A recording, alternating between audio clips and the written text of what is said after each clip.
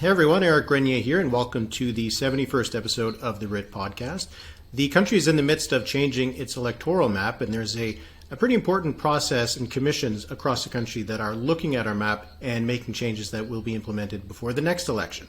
Now, this has a lot of impacts on our democracy, so I thought it'd be a good idea to delve into it pretty deeply. And to help me do that today, I'm joined by Michael Powell. He's an associate professor in the department or the Faculty of Law at the University of Ottawa. Professor Powell, thanks so much for joining me. Really appreciate it. Thanks so much for having me. Really happy to be here. So I thought before we get into the actual issue, there's a reason I invited you on, is because you are, an expert on this. So I wonder if you might briefly, just go over sort of your experience on this, because you've been really deep into this before. I've been writing about this for a long time. Now, this has been a perennial Canadian issue since 1867. So there's lots of history there, still lots of contemporary relevance. I served as a boundary commissioner as well. I was a commissioner with the Far North Electoral Boundary Commission for Ontario provincial boundaries, which made recommendations to the Legislative Assembly. So seen it from the academic side, seen it from the commissioner side, and participated in lots of the very fun public consultations that go on, where voters get to tell the commissioners what they think are the most important parts of their communities and which parts should be in which riding. So I've seen it from a bunch of different sides. So this is a process that takes place every 10 years that, it's time to update the map to make sure that the new electoral map for all of the ridings across the country are taken into account. Changing populations, growing populations. It's a non-partisan commissions that are set across the country to do this. But let's just start at the basics. How are these commissions set up? Who decides who's on them and who gets to be on them? Right. So I'll start by doing a comparison with the U.S. And most people will know there's a long tradition of gerrymandering in the U.S., right? Drawing electoral districts in ways that favor incumbents or a certain political party. So we had that problem in Canada. And then in 1964, federally, copying some things that had been done in Manitoba, so credit to Manitoba, and in Australia, we came up with this system of having independent three-person commissions. And so for federal boundaries, there's one in every province. It is chaired by a judge. So we sort of borrow, I'm a law professor, we kind of borrow the independence and non-partisanship of the judiciary by having a judge run the show on each commission. And that's chosen by the Chief Justice of the province. The judge will serve in that role. Then there's two other members who are chosen by the Speaker of the House of Commons, so who is an elected MP, but also has a kind of above the fray role as the Speaker. And since 1964, federally, we have a pretty good record of non-partisan, independent decision-making that sets the boundaries of the districts within each province. So there's a separate constitutional formula that tells each commission how many seats they get, but then once they get that number of seats for the province, they're the ones that set the boundaries and the names of the ridings, which matters to people a lot, and they're the ones that conduct public hearings. Yeah, the names mean a lot to me. I don't like some of these ridings that have about 5 or 6, 7 different places in them, or riding names that don't actually denote a geographic location, which is one of my pet peeves. If it's named after a famous person. But so these commissions are set up, and I assume it's not just these three people sitting around a table. They've probably got a staff to help them out with this, because it's not a simple matter to try to divvy up the map. They have less support than you might think. Elections Canada does provide support in the background. So there is that, but it really is the three commissioners that are the decision makers. Now, we've gotten more sophisticated, partly due to the pandemic, with doing online consultations, which certainly helps with reaching people in kind of more rural or remote areas, so technology has helped there. We also have very sophisticated geographic information system software that can help the commissioners. Right, if you move the boundary here, what does that mean for the population? What does that mean for the communities that play? But it really is the commissioners who make the final decision and really guide the process. All right, well, that's a lot more work than I would have thought then. Okay, so, and just for those three people. But so they start with the number of ridings that each province gets. Now, part of this is there's a formula that is based partly on population, but then it also has some grandfather clauses in there. Provinces can't have fewer seats than they have in the Senate, so that's why PEI always have 4 seats. And every time a province loses a seat, it usually becomes a little bit of a political fight. But once they have that number, the first place they start is to try to get each riding to have a similar population. But it's not the only thing that they take into account. Right. So we have representation by population, but not to the same extent as, say, the United States or some other democracies. And so there's a Supreme Court of Canada case called the Saskatchewan Boundaries Reference, sometimes colloquially known as the Carter case. It's an old case, 1991, but it's the only one on provincial or federal electoral boundaries that's gone to the court. And they say we have the right to vote requires relative parity of voting power.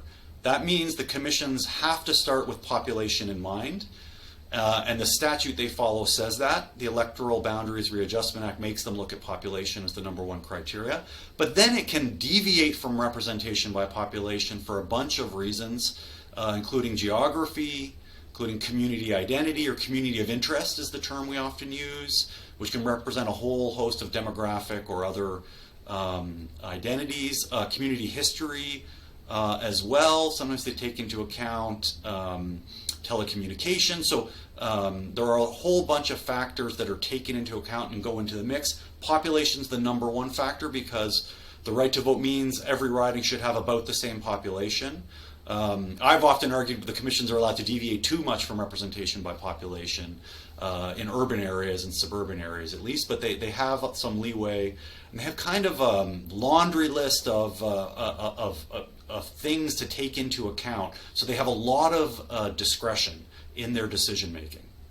And that's where that laundry list usually raises the hackles of some of the public, right? Because once they come forward with these preliminary proposals and goes to the public, they have hearings across the province, they have virtual hearings, and that's when they have to tackle these debates of what is a community of interest, should this town be in this riding or the other, should this minority group have a special riding to make sure that they get representation. That's where it gets really complicated. Right, they have a difficult job because population's not static, right? So we do this every 10 years, and so the population of the province, most provinces goes up, especially in the larger ones, but there's changes that can be quite dramatic within the province. So a riding that had, we call the electoral quotient, about the exact number of people required by rep by pop in the last redistribution 10 years ago might have gained tens of thousands or more people in the interim, so could have way more people than is ideal, given that we're supposed to have something like the same population in every riding. So uneven population growth is a challenge. There may be uneven growth between urban and rural or suburban areas. That's often a fault line. Different regions may grow very quickly. Population growth in Canada over the last number of decades has typically been driven by immigration. So especially in those cities where immigrants tend to want to settle, and once they become citizens and can vote, but they're counted even before they become citizens. It's the total population that's taken into account. So those magnets for immigration often have very large populations. So that's a challenge. Geography is another one, right? We have some northern districts in Ontario, Quebec, Saskatchewan, Manitoba, BC that are larger than some European countries, right? And so they're supposed to stick relatively close to the population quotient, but that's tough if you want to keep the riding within a geographically manageable size, which the statute also sets out. So a bunch of different considerations. And one of the things we see is the commissions, is one for every province, even with federal districts, they sometimes take very different approaches. Right? Some will say, we'll put a priority on protecting or enhancing, say, Indigenous representation or representation for racialized groups. Others will say explicitly those are not issues we want to take into account at all. We'll look only at urban versus rural versus suburban, and then all sorts of ranges in between. So you see quite a variation in how the commissions deal with these difficult decisions they have to make and difficult trade-offs. And in the end, these trade-offs do come down to what the commissioners decide to do, right? Because, as we said, you had this chance to hear from the public, And if you look at the reports, usually they publish every submission that they got. And it's a lot of varying kind of views on what should be important, what isn't important. So how do the commissioners actually come to their decision of what they're going to value over something else? Right, great question. So they put out their proposed boundaries, and then they get feedback. And then they come up with a final report, and then that goes to MPs. So they get a bunch of different stages of feedback. I know the Quebec Commission this time around sought feedback even before doing its initial proposal, so it deviated a little bit from the standard procedure there, so there's some flexibility. I think what the data shows us is when citizens go to these public hearings, they're not saying the constitutional right to vote requires that every district have the same number of people in it. They tend to be concerned with community of interest concerns. They view their lives as operating within a one community, right, where their kids go to school and where they play hockey and where they may work. And sometimes there is a disagreement with lines that are drawn between that separate parts of what they view as their own community or as a single community. So the public hearings tend to push against representation by population in favor of community representation. The commissioners tend to respond to that, so you see they often are quite responsive to those concerns and will adapt. The final report will adapt the initial proposals, usually in favor of what the citizens asked for. Now, we always have this problem, which I've raised in a bunch of different contexts, right? Is the group that comes out on a cold Tuesday night in February to give their feedback on this issue, is that actually representative of public opinion in the riding or not? And is that actually in accordance with the kind of basic constitutional rules and norms that are contained in the charter? So the commissions tend to follow quite closely the public consultation feedback on their proposals and adapt them. I think they're often open to what the MPs have to say at that stage as well. That happens at one of the one of the House committees. They get feedback. MPs tend to be concerned with their own partisan prospects, right? They don't like it if the district's been changed in a way that they think will make it less likely they'll be reelected. So those concerns, given the nonpartisan nature of the commission, tend to be dismissed by the commissioners as a whole. Because that is a separate step, right? Because you have the public hearings, then there's the final proposal, then it goes to the MPs, and then there's the final proposal, I guess, or the final report. So yeah, because that last little bit, the fact that MPs get this special consideration, even though they can submit their views during the public hearings as well, it does seem like an opportunity for that kind of partisan influence. Yeah, I'm not sure, frankly, it should be there. MPs can appear at the public consultation stage. Given the nonpartisan nature of the commissions, it's hard to make the case that they have to go to the MPs as well. Now, the counter-argument is MPs do have a specific view on this. They're the ones who actually have the perspective of how difficult it is to service their constituents because the riding is so large or because there's so many people in the riding. So that is an important perspective. It just puts the commissioners in a tough spot when they have to be nonpartisan. And I think we just, in a common sense way, know the MPs are quite naturally concerned with partisan outcomes and partisan interests. If the MPs are dead set against a proposal that's coming from the commissioners, do they have any ability to block it?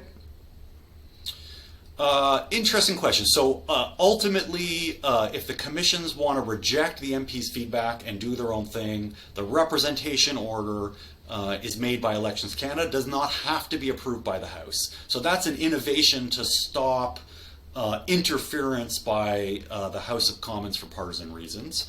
The House does always simply maintain the capacity to pass new legislation, though. So that has sometimes happened in the past, where if they didn't like the outcome or they thought the redistribution was proceeding in a way that they found unappealing or was happening right before an election. So sometimes they've delayed the introduction of a new map or simply required it to start again. So in the natural course of things, they don't have a final say, but Parliament always does have the authority to potentially pass new legislation, changing the process or changing the rules. So how does this compare with how things are done at the provincial level? Is it generally the same system that we use both federally and across the country? A variation in how the provinces do it, as you would suspect. Some provinces, like Ontario, is an exception. It simply copies the federal boundaries, except in the far north of the province. So it says we're going to have the same district boundaries provincially as federally. Most provinces draw their own boundaries, and they have legislation they have commissions. Historically, have not always been as independent and nonpartisan as the federal ones. I think that's a fair critique to make. There's been some instances where we would say the provincial commissions took into account partisan considerations in a way they shouldn't, but mostly they use commissions and it goes well. Some of the provinces actually have better legislation, in my view, than the federal Electoral Boundaries Readjustment Act, because they require the commissions to stick more closely to representation by population. The federal legislation says you can deviate by 25% above or below the ideal population in a riding, or an undefined amount in extraordinary circumstances. The provincial legislation, some of it is more tightly constrained to discretion of the provincial commission. So a variety of approaches in the provinces. So you've, as you've mentioned already a couple times, you do have some criticisms with the way that we do this. I mean, as you mentioned, if we do compare it to the United States and how in most of the states they have partisan influenced creation of districts, and you have very partisan outcomes out of that, not surprisingly. So compared to that, we're in a much better place. But there are still some ways that our system could be improved in your view.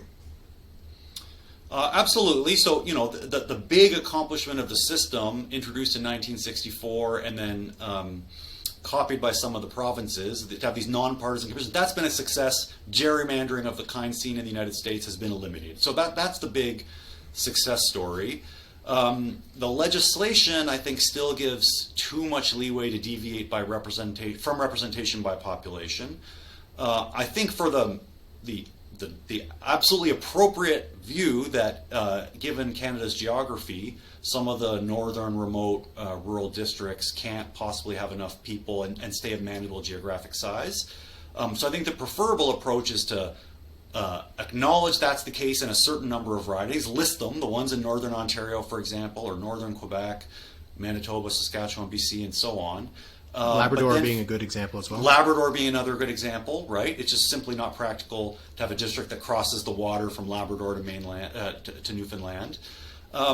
But for urban and suburban districts, there's no reason a riding on one end of Greater Toronto or on the other end of Greater Toronto should have quite radically different populations. There's no reason an immediate suburb of Ottawa should have a different population than downtown Ottawa, or that Kingston and Peterborough should be disadvantaged as kind of mid-sized Ontario cities as they were last time. So more strict adherence to rep by pop would put Canada in line with not only the U.S. but Germany, New Zealand, the U.K., where they have a stronger line than us on that issue.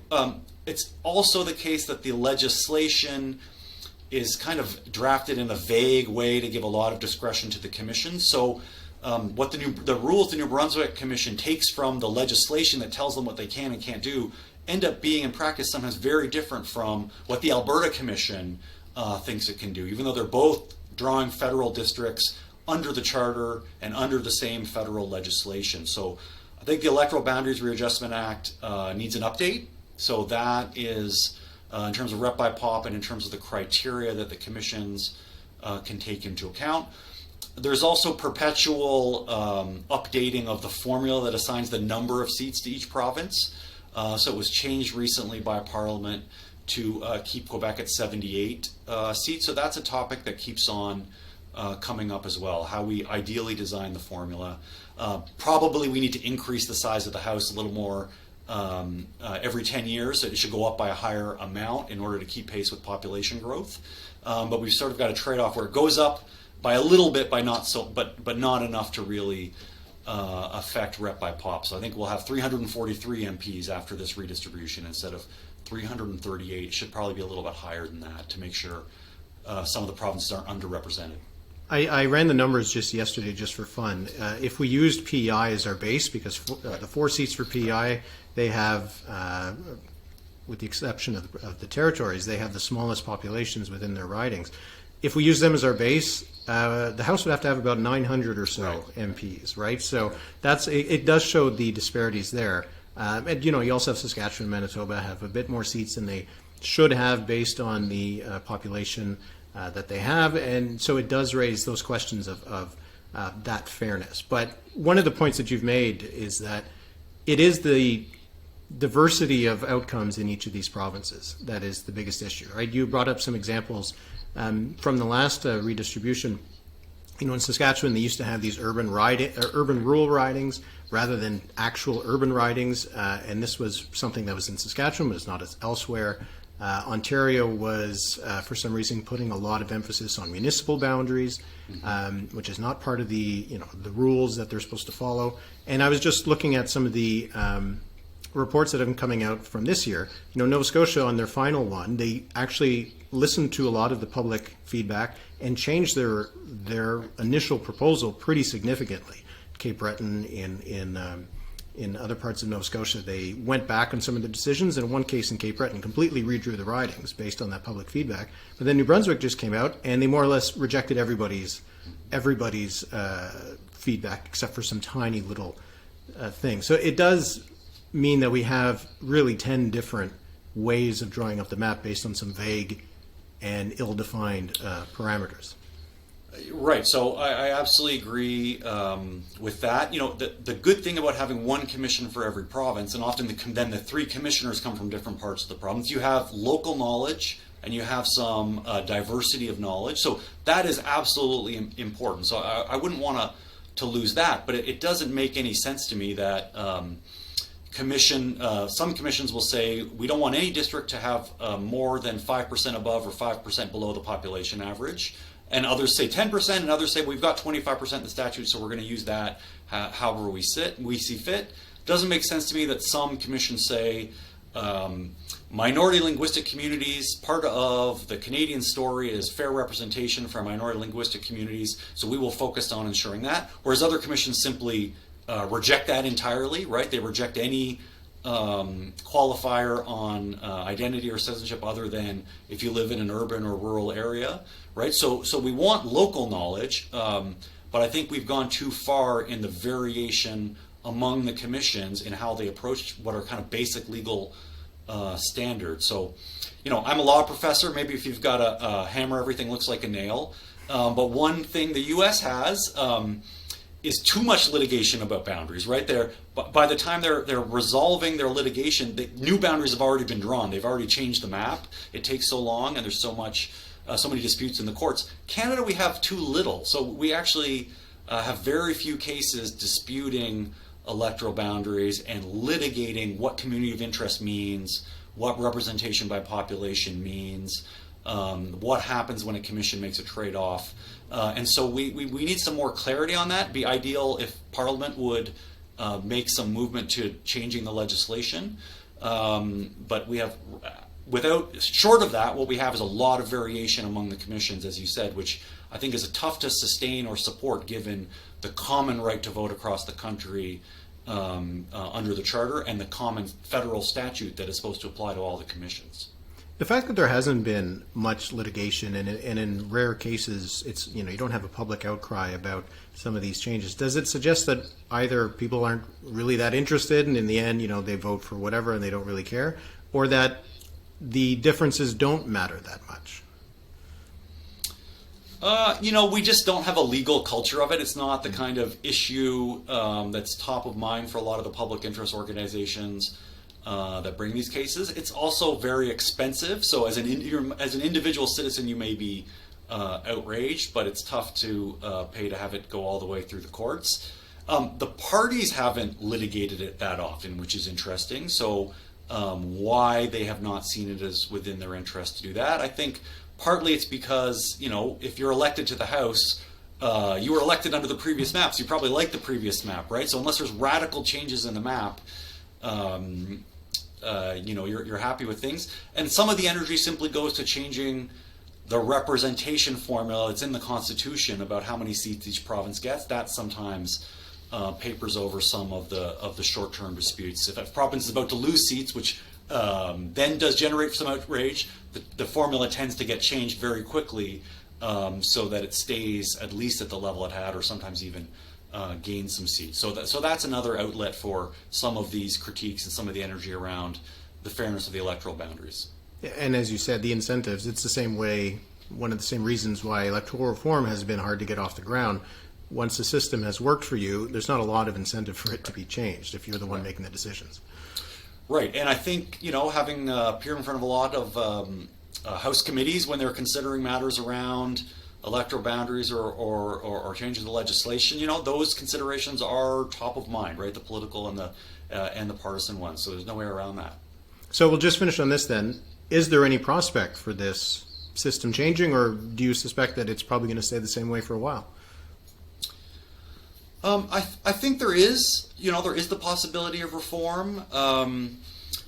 A part of it's how we discuss the issue, right? If we just say, well, Ontario's been shortchanged, no one feels that sorry for Ontario across the Federation, right? But if what it really means is voters in the less wealthy parts of Toronto are being underrepresented, or in immigrant communities are being underrepresented, right? That has a bit more salience to it. So it partly depends how we frame it, and I think there's general understanding that the legislation is a bit outdated, hasn't been changed in quite a while. So I do think, I am hopeful that reform is possible.